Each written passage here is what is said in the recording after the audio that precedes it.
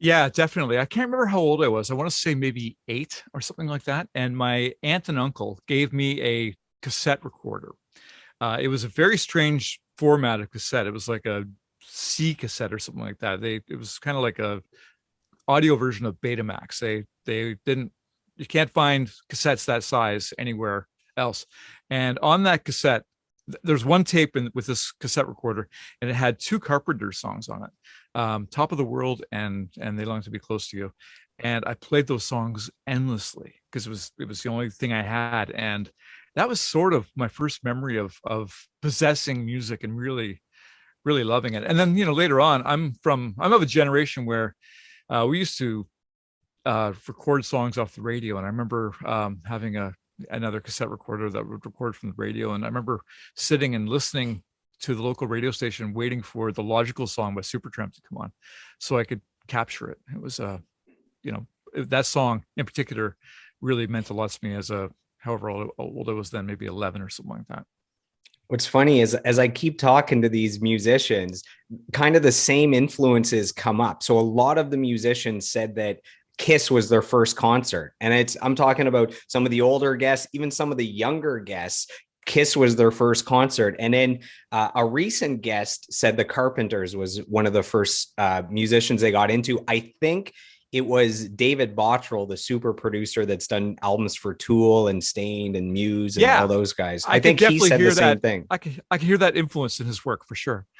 So I think it's him. That's amazing. That's great. I think it's him. It might not be, but that's what I recall. How did you actually gravitate towards the bass? It's one thing enjoying music, just passively listening, but then picking up an instrument. How does that happen? So I played the first instrument that I played was the ukulele. So just a small bit of background. I grew up on an island about 15 miles west of Kingston. It's a place called Amherst Island, and it's a very small rural community. There's about 300 full-time residents there. And at the time, Kingston had kind of like one rock radio station, and we had 3 TV channels to choose from, and that kind of thing. There wasn't a lot to really sort of draw from musically. But I think I was about grade 5, and somebody showed up in our classroom with a bunch of ukuleles, and I immediately just fell in love with the idea of a stringed instrument. And I went from there to playing guitar and sort of in later elementary school days. But I really liked the idea of being in a band. I really wanted to, and I was into jazz and I was into big band stuff, and I was into disco, which had sort of a big band kind of element to it and that kind of thing. And so when I was in high school, I joined the band as a member of the brass section, and we had incredible music teachers. They were super passionate about our music program and about trying to get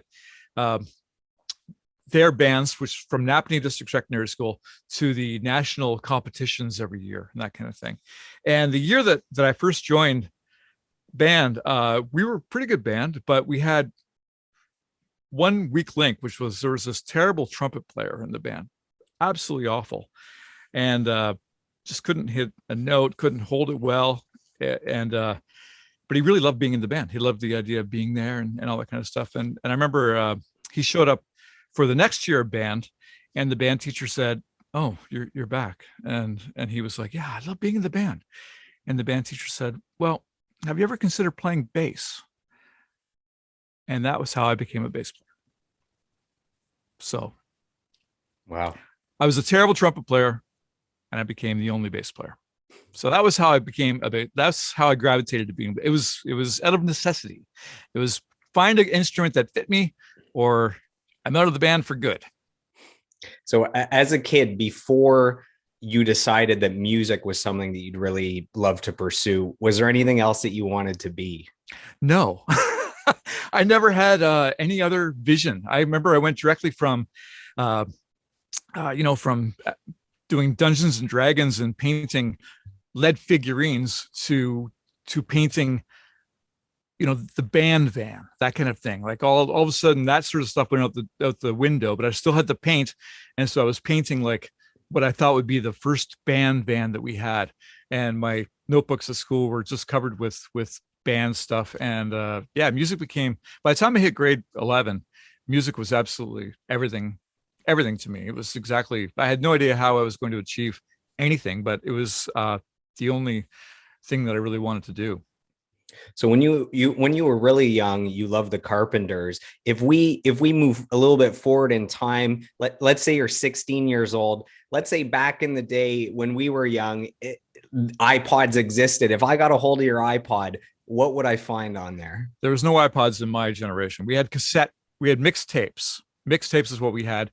And when I was 16, when I was about 15, actually, my world was turned upside down because a friend of mine introduced me to U2. He played me the U2 War album, which came out in 1983. So I guess I was 16, I guess.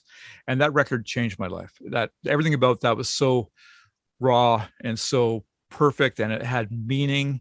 And before that, I was into, growing up in Napanee, there was sort of the hard rock of the time. There was Def Leppard and there was AC/DC and that kind of stuff, and Bruce Springsteen and all those things. But U2, it seemed like the band that I wanted to be in. They seemed like they had a purpose and they had a vision, and every instrument was important.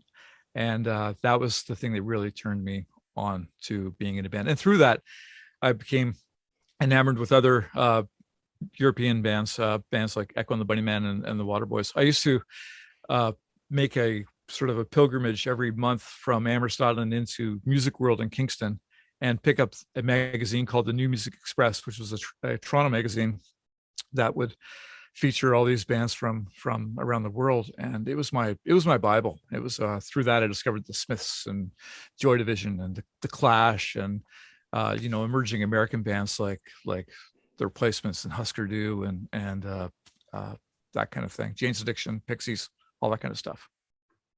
So up until the point where you start having success with Moist, what were all the different jobs that you had? Was there one just horrible job that you remember at all? No, I had lots of jobs, but I never hated them at all. I liked them all for different reasons. I had a job where I was at Cataraqui Golf and Country Club here in Kingston during while I was in university. It was a summer job, and I was the all night watering guy. So I'd have a 16-hour shift where I had to basically move sprinklers around overnight. And even that, which seems like a terrible job, was amazing. I've always found the best out of any kind of working situation. You sound like an optimist. I think I am. Yeah. Pretty fundamentally. So how early on did you know that you had a gift on bass, that you had something of value to offer, and that maybe you could pursue this as a career? Well, it's very kind of you to say, but I don't believe that my sort of most important thing in the band is as a bass player. And I don't think it's ever been that way. As far as the members of the band goes, that is my personality, to be sort of in the background, holding down the root notes and that kind of thing. I've always sort of felt more like a songwriter, actually. That's kind of the thing that I've been always most passionate about. And I remember writing on the ukulele, writing my first song when I was in grade 6. I think it was about a girl that I was in love with at the time, who was about a foot taller than me and probably about 3 years older than I was, and that kind of thing. And that was sort of my first introduction into songwriting, when I kind of realized that I could put together notes and sing phrases, and people might think that it was new and fun to listen to. So I kind of fell into the bass. In fact, actually, I don't know if this is jumping ahead with what you're going to ask, but when I first met Mark Makoway, it was because in first year university, I was in a drama class that we performed. We wrote and performed a musical play. And I wrote all the music for it and played guitar in the show band. And Mark was also in drama, but he was basically in the audience as an audience member. But he told me afterwards that he sort of thought to himself, I should start a band with that guy. And the first time we got together as two guitar players. And I was playing guitar and he was playing guitar, and about halfway through, that session, I decided to pick up my bass, and I just realized that Mark was a better guitar player than I would ever be, and so I kind of went back to my old friend, the bass guitar, and that's where I've kind of been for the most part ever since. So I have some kind words sent in from someone that agrees with you on your songwriting chops. So this is from Gerry Finn of the Killer Dwarfs, David Usher, Burton Cummings. Gerry Finn says, I've been very fortunate to collaborate with the great Jeff Pearce now for a while. He's a gem of a man. Jeff is a great songwriter. The thing that sets him apart from other bass players is that his playing is informed by his writing ability. He knows how songs work and what they need. I see it as coming from the bass playing school of Paul McCartney. That's some praise. If you know Paul McCartney, maybe the greatest. This insight is rare. The other thing I'd like to add is that my parents used to bring me to Moist concerts when I was a child, and I've been a huge fan of the band and Jeff ever since. That's Gerry Finn. That's funny. And I know that part's not true because Jerry's the same age as me. So he's putting you on there. But I love Gerry. Jerry is one of my best friends. And that's very nice. Even though he's one of my best friends, he does not have to say things that are that nice. So I appreciate that.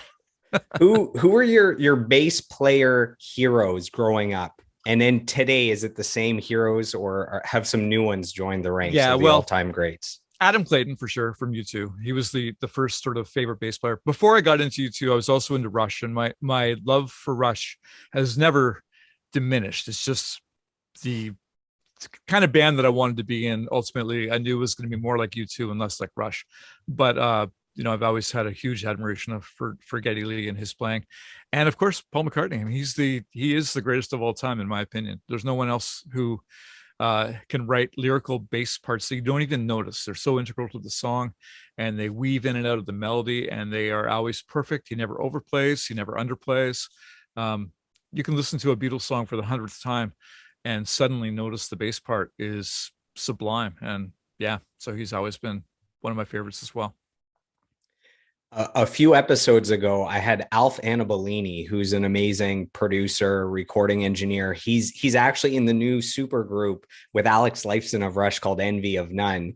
And a few years ago, I was able to help organize a charity event with Rush. And I'm curious if when I sent you the friend request and I asked if you'd like to be on the podcast, my banner on my Facebook is a picture of me with two of the members from Rush. I don't know if subconsciously that's what told you I should do this podcast. That is possible. It would be subconscious because I didn't notice that, but I'm gonna have to go back and look for that photograph now. So one of my proudest memories. And those guys sent me a custom Rush card that was handwritten in the mail saying, thank you. We couldn't have done the event without you. So those are some genuine guys right there. One of my favorite sort of non-musical but non-playing memories was I was asked to interview Geddy for the cover of Canadian Musician when he put out his solo record back in, I want to say 2003-ish kind of thing. And so spending 2 hours on the phone with him, just like you're talking to me, was amazing. And he was so generous and so funny and kind and insightful. And he was exactly everything that I wanted him to be. And, I tried to I had a hard time not geeking out, but he was very, he was very kind, I think, when I did. So. Yeah, I have those same challenges when I interview all my, my childhood and teenage heroes, but hopefully it comes across as like endearing or something more than, frightening. I always hope that as well. I hope that people aren't scared when I, tell them that I, about the story about driving to Music World and buying 2112 with my own money kind of thing. So, yeah. When we're young, a lot of times we're told to just go to school, get a good job, play it safe. Did you ever have a fear of not being able to make a living as a musician in the music industry? Oh, 100%. I think the fear is one of the great drivers, frankly. It's but also I think it's important to note that with Moist, we started the band relatively late in our lives. We weren't teenagers when we came into it. We all had done our university. We all had university degrees. And so I think we all knew as well that we all had something else we could do. We didn't know, like I had a degree from Queen's University, as did Mark. Kevin and David both went to universities in Vancouver. And so I think we all had the feeling that we had accomplished that, and that we had that, and that somehow that could lead to something else if the whole music thing didn't come through. I remember for the very first tour that we did, first time we quit our jobs, gave up our apartments, bought a van, the whole thing. And it was definitely going all in. Like, it was full on. We were 100% committed to this. But in the bottom of my bass case, I kept an LSAT preparation book. And I kept it there so that every time I pulled the bass out of the case, I could look there and think to myself, I have other options. I could sort of think that there might be something else I could do if this didn't work out. It's funny, the psychological tricks we play on ourselves. Absolutely.